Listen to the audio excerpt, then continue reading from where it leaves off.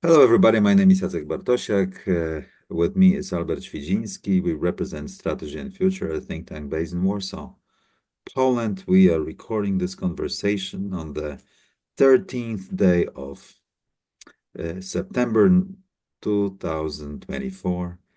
And we will be discussing, and this is the best, we will be trying to forecast the future of the United States and its strategic posture towards Eurasia and the world after the US elections. Let me start by saying that at Strategy&Future, as you well know, probably we are heavily focused on the Eurasian great power competition, potential war, systemic war that has been with us since 2018 between US and China, with all side shows and the and other elements of the competition, from sanctions to wars, from armaments to trade barriers, from negotiations to some kind of other tensions. And the reason why we want to talk today about the US elections is because it's obvious, but we kind of think that there are three, I personally think, and I wonder what Albert thinks about it. There are three main scenarios of the situation that may evolve from the current situation, and depending on this scenario, the future of Eurasia may be quite different. So let me start by quickly describing three main scenarios, and I want to have your comment on that, Albert, and whatever you want to say to that. Scenario number one is that the old primacy faction prevails. Whether this is behind Kamala Harris' victory, so everything would be as it has been over the last couple of years. So verbally, primacy is to be sustained. Physically, it is undermined and questioned, or questionable at least, by Russia and China and other powers. And the allies that are always checking whether the US security guarantees are in place, because they are not always credible. And that's scenario number one. And later we can discuss what will stem from this scenario in the future. Scenario number two is the very, very aggressive, hawkish faction behind Donald Trump. We call it Reaganism, where the people that propose that want to even double down on US primacy, especially in Asia, with kind of softening stance towards Europe, a little bit undermining Article 5, so that Europe starts paying more towards defense, but still remains under US security umbrella, so as a US kind of under US leadership in strategic matters and military matters, and heavy focus on Asia Pacific, with the increase of the nuclear assets in the Asia Pacific, even opening the nuclear race and stationing nukes, including Taiwan, and also boosting the conventional forces, including the entire US Marine Corps being transitioned into the Asia Pacific, Western Pacific, and a major increase in numbers of personnel, and exercising the blockade of the Chinese coast, so that the United States could show to the Chinese that they can really strangle the Chinese economy if crisis erupts around Taiwan and the South China Sea. And that would be coupled with the financial war that the hawks want to initiate by kind of defaulting on paying the debt to China and banning the Chinese from buying American assets and holding American assets and ownership and access to US dollar system and to the world financial system underpinned by the US institutions. That would be also supplemented by the request or even a demand directed to the American allies to stop trading with China and keep trading in US dollars, okay, under the pain of sanctions against even allies if they don't trade in US dollars. So that's a major hawkish stance, which is very dangerous, but we'll talk about later. And the third scenario is a more defensive posture proposed by 𝗕𝗿𝗏𝗏𝗏𝗏𝗏 So let's call it 𝗕łbism. Also, it's behind the Trump's proponents, and that the Americans will kind of withdraw from Europe, moving towards more of the offshore balancing position, assuming that Europe is strong enough to deter Russia and keep in line with the US strategic posture, maybe not necessarily with economic demands of the United States of decoupling from China, but more or less with being on the US side in this Eurasian game, and heavily focusing on East Asia, but as opposed to the Reaganism and this group of people, more of the offshore, not offshore, but the island defense kind of. So they focus on defense of the allies, reconstituting United States presence there, and creating a proper balance of power by consolidating the allies' will to deter China and deter China from imposing the macroeconomic conditions on the allies in the United States. So less of the blockade, less of the war, less of nuclear armament, maybe not even stationing troops in Taiwan, but by certain moves, invigorating allies to side with the United States, but trying to avoid direct war and trying to reform internally United States. So, in my personal and humble opinion, these are main three scenarios that may unfold in the years to come, or even in the months to come. I wonder what your take on that is, and we can also divert from that. Mm-hmm.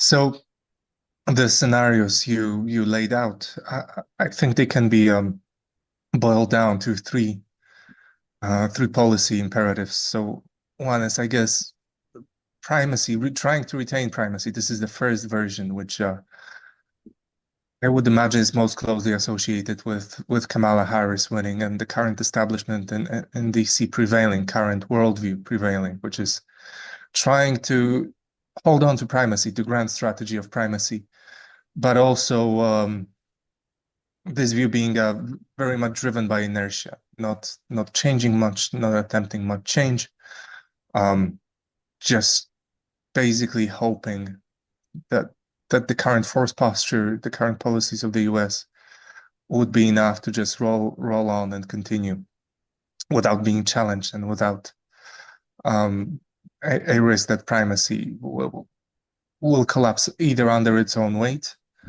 or by external interference. The other one is trying to revitalize US leadership via a set of aggressive actions, right? Fairly offensive force disposition. And the third one is basically trying to get ahead of the curve and trying to abandon primacy in one way or another. If we're going by what Trump is suggesting, we'd be looking at the third scenario, but it wouldn't be this attempt to so it wouldn't be this attempt to revitalize the US leadership and cohesiveness of the West, but rather stepping down from the obligations that US undertook. Look, I don't know which one of those scenarios is the most likely to prevail.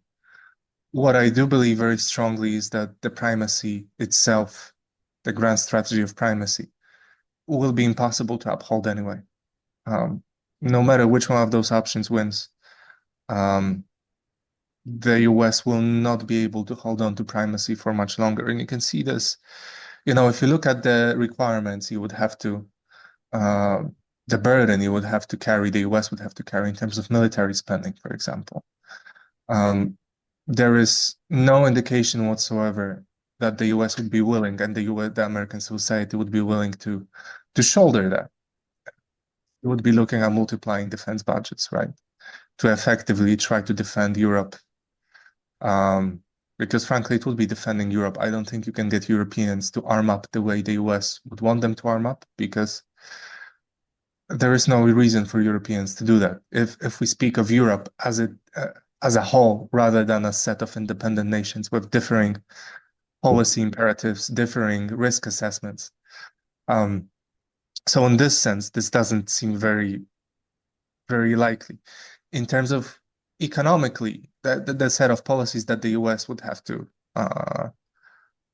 implement. That's also not happening. You don't see, again, the policy of primacy, the grand strategy of primacy was made possible by creating an open economic system. And ironically, the very fact that the US created this open economic system also paved the way for the US primacy to be challenged. I mean, the open economic system made it possible for the US to follow the grand strategy of primacy, but also within it, there was an element of its own demise, because if you open up the economic system, you open it up to players who potentially would be able, thanks to that system, to amass enough wealth and power to challenge your position. And because, for example, China, and because the way economic system works was that it prescribed China a certain place within the value chains, it only worked if China would accept its place as a subcontractor, for example. Once China started moving up the value chain, which was again made possible and supercharged by open economic system, it comes into conflict with the United States. I mean, as sure as Johnny Cash would say, as sure as God made black and white, this isn't something you can avoid, and it happens over and over again. So again, the US is now actively dismantling the economic system, the open economic system, the globalized economic system it has created, and you see it time and time again, and you don't see it just applied to China. You see it applied to countries like Japan, which is absolutely crucial US ally in the Pacific. And yet you see the situation where, on the one hand, the US is trying to force Japan to limit sales of, for example, chip making equipment to China, which is all, well, it's not really fine and dandy, but it's understandable. However, at the same time, the United States is also trying to, for example, stop sale of US steel to Japanese companies, to Nippon Steel, which basically is giving it all the sticks and literally no carrots. But again, this is the current mood in Washington, whatever you look at. If you look at Biden administration, or you look what Trump is saying, this is what the US wants to do. This is what the US society seems to be okay with. And again, without that open economic system, with those policies, you're not going to hold on to primacy.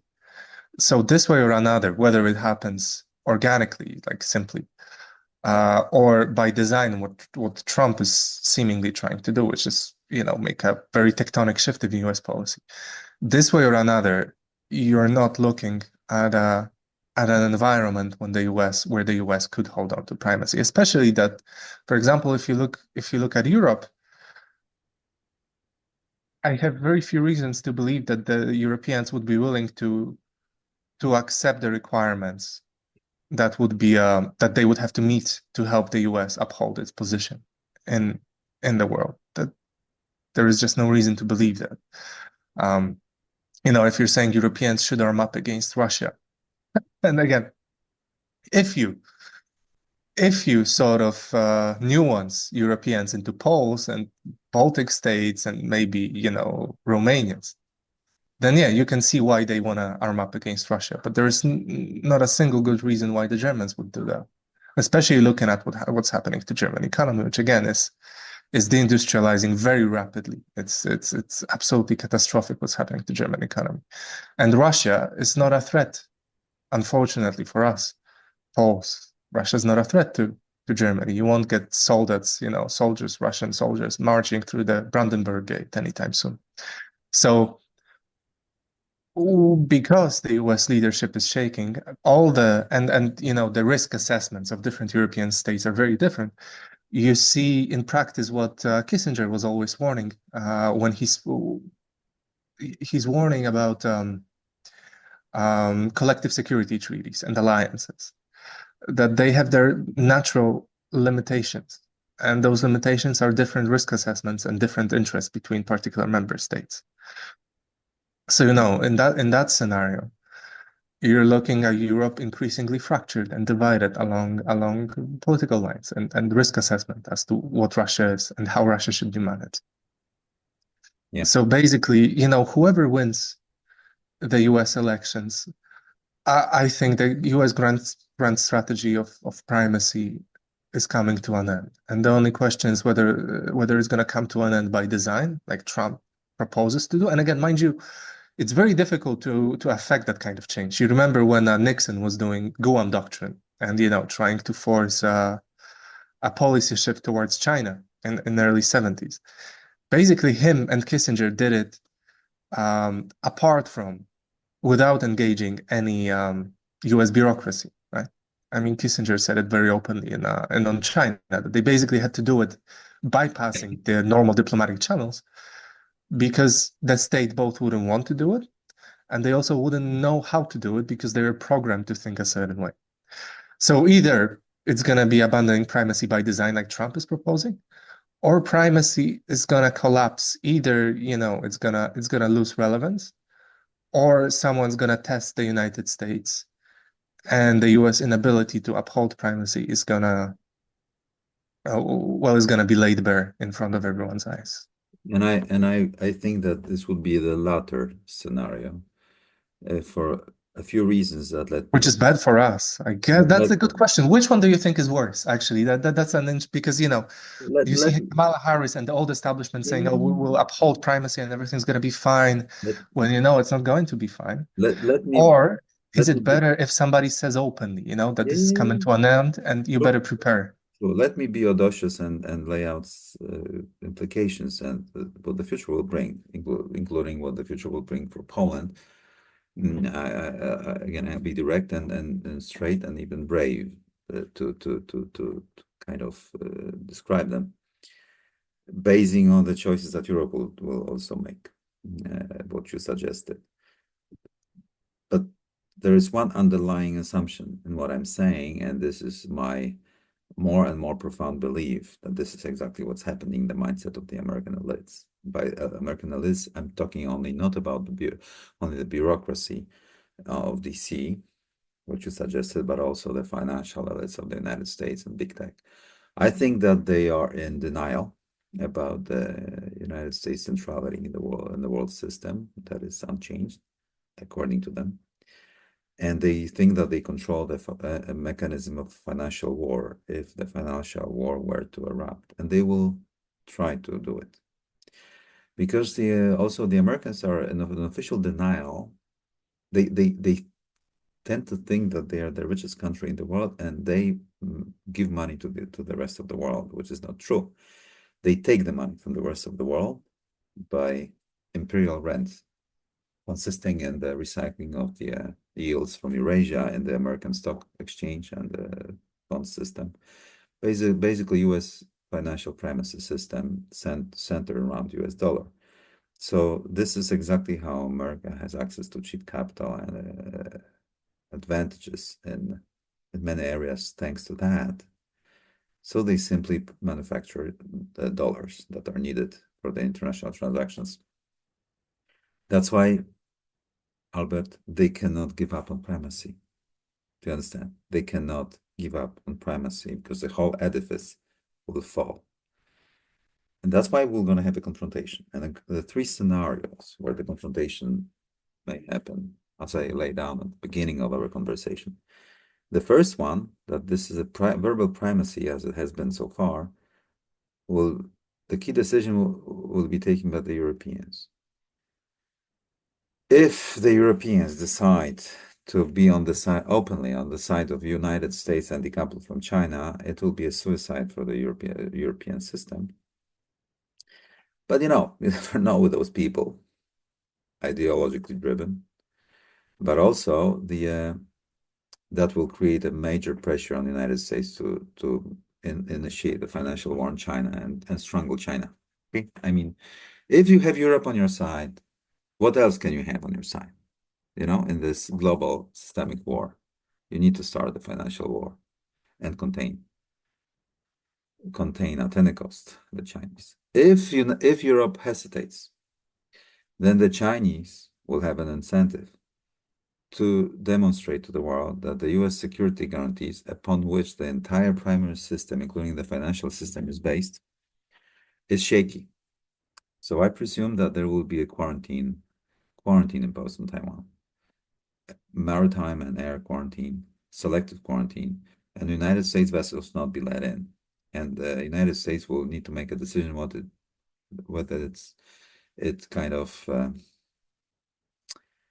try to, take down the quarantine, but it will have to group allies. And the Japanese, Germans, and others may not be interested in starting the war over that.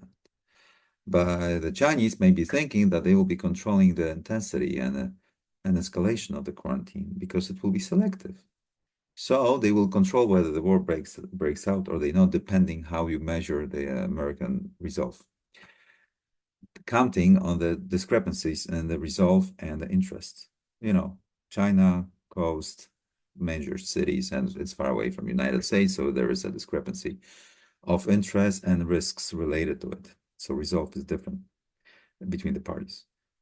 I think this is a very plausible scenario that will happen. And if there is such war, the United States will lose this war within a week, and they will have to decide what to do next. So the scenario number one, and that's why the European decision is a key. And European hesitation will be also critically important in the process. Scenario number two is Reaganism. It's a direct way to war that would break out kinetic war, supported by financial war, with a major reshuffle of the financial system and hard decoupling from China. And it will start from this kind of Sarajevo incident in the South China Sea and Taiwan Strait, okay? But the risk of the nuclear exchange is bigger in the second scenario than in the first, because the Chinese will start armaments quickly once they realize that the Reaganism is in place, including an attempt to be on par with the strategic assets quickly, so that there is a mutual retaliation, mutual destruction assured, okay? And that because they would like to undermine the American conviction that they can always terminate war by using nukes against China. Having the advantage in nukes, the Americans might be thinking that they can always terminate the war that is not going well on their own terms. And it's not so that the Americans might be thinking like that. The worst thing is that the Chinese might be thinking that the Americans might be calculating like that, and that would initiate the thinking process that the Guam is less important from the United States than Los Angeles, and Shanghai is more important for the Chinese. And there might be even a use of new tactical nukes by the Chinese to kind of deter quickly the escalation of war. I think the nuclear escalation in the second scenario is very probable. The most peaceful, potentially peaceful scenario for Asia Pacific is this 𝗙𝗏𝗏 thing, because that is not that aggressive, and it allows both parties to kind of seek advantages in systemic competition without resorting to kinetic exchange. But in Europe it might be different, because the United States will not be capable of upholding its guarantees vis-a-vis Russia. So the Western Europeans may want to make a deal with Russia, plus the United States may be inclined to make a deal with Russia against China, or at least the kind of distance Russia from the Chinese cooperation by making some concessions over the heads of the intermarium countries, including Poland. At the same time, depending on the circumstances, there is a chance that this offshore balancing posture and proper balance of power, if Poland is a strong enough country and has a proper military, that it may create the conditions for even the nuclear proliferation for certain allies that are in favor of the US kind of favored balance of power in Eurasia, and the United States may put a blind eye of some nuclear proliferation, including in Poland, in this 𝗙𝗏𝗏 scenario.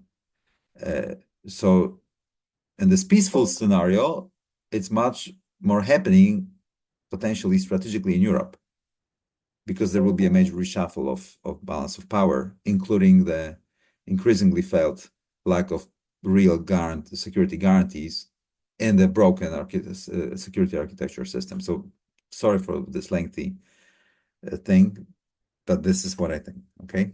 And I promised at the beginning that I will really deliver a very strong description of those three scenarios.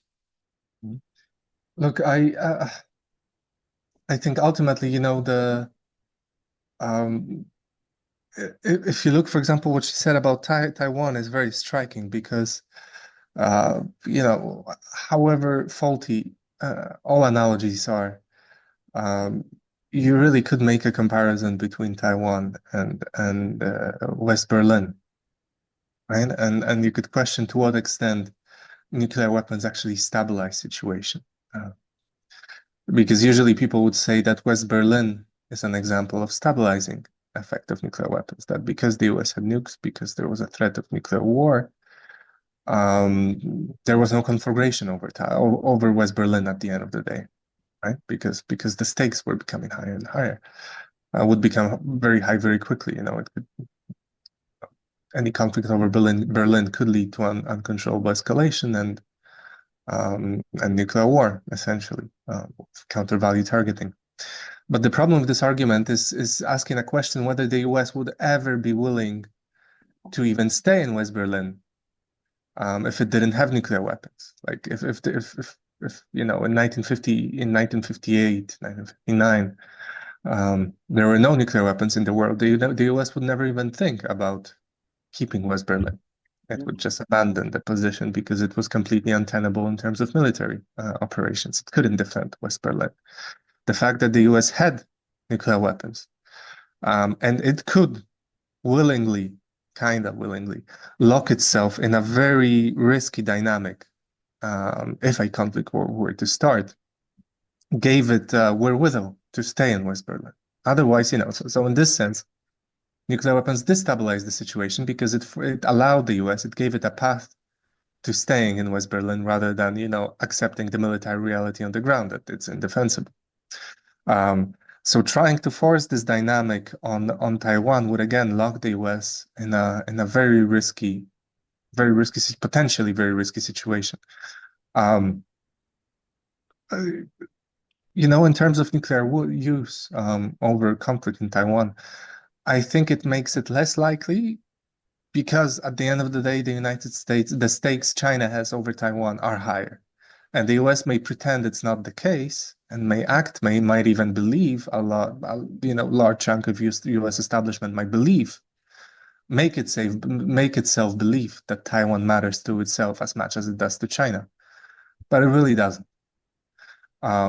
If it's just rhetorics, you can make yourself believe that. But once guns are drawn and, the risks become real and very visceral, then that reality will dawn on the United States. And unless there is, accidental escalation, unless there is a mistake being made, the US will step down from actively trying to defend Taiwan. It won't do it. It just won't do it, especially that it's untenable militarily. The US I don't really believe has a good pathway towards defending Taiwan in any foreseeable future and under any, foreseeable defense expenditure. So ultimately, the Chinese wouldn't really be forced to use nuclear weapons because they win the conflict. They are likely to win the conflict, especially that, if it devolves into a long-term military struggle, again, the Chinese are primed to win this one because their industrial base will allow them to continue the war, while the US will not. So as Toshi Yoshihara a while ago in one of podcasts he did with you had a conversation with him. He pointed out that the US now finds itself in a position of Japan during the Second World War. They have a very limited ability to continue the war for a long time. And again, this is a structural factor that will not change. Even if the US was determined to rebuild its industrial base, that's going to take years. So in this sense, the Chinese wouldn't be, I think, hard pressed to use nuclear weapons. So there is that element. Also, one thing that I do believe limits the risk of war, just to provide a counterpoint, is that I do believe the West seems to overestimate, especially Europe, its role in world affairs and especially world economy, and the extent to which China is dependent on both the West, on both Western Europe, and the United States. I think it's fairly evident by now that China's biggest thrust and the biggest promise of Chinese expansion in terms of economic heft and influence around the globe is its focus on, the global South, so to speak. And if you look at the economic, if you look at the charts, Chinese now export more to global South than they do to the global North, so to speak, Western Europe and the United States. And China, again, there was a US Africa summit recently, and Xi announced a number of very ambitious programs aimed directly at Africa, directly at creating connectivity with Africa, directly at creating digital infrastructure. In other words, I think Chinese are trying to create a base of customers numbering billions, potential customers, potential elements in its value chains. And this is the direction towards which China wants to expand. And last thing to underscore that change is Turkey trying to join or announcing that it will attempt to join BRICS, with Erdogan himself saying that there is very clear shift in importance in center of gravity, as he put it, from the Western Europe, from the West to developing nations. So in this sense,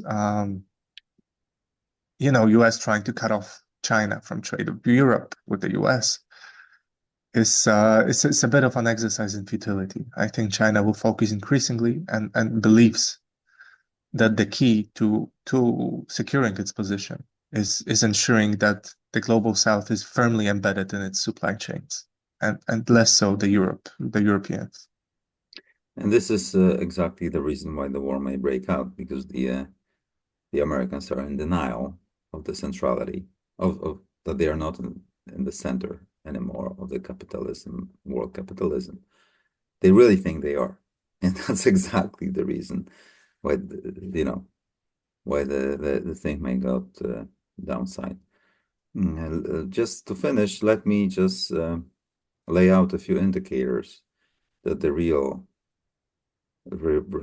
showdown may be imminent.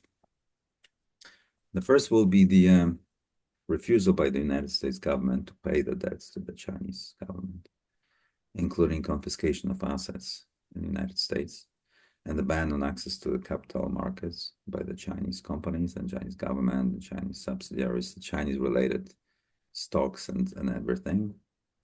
A ban on access to technology all across the board, and the demand on the allies and other countries in the world by the United States government that they trade in US dollars, only US dollars. Who doesn't trade with US dollars will be sanctioned or banned from the US. I believe Trump announced again, he announced it before, now he announced again that 100% tariffs for everybody who doesn't trade in And there dollars. will be of course, a nice justification why the Chinese will not be paid off.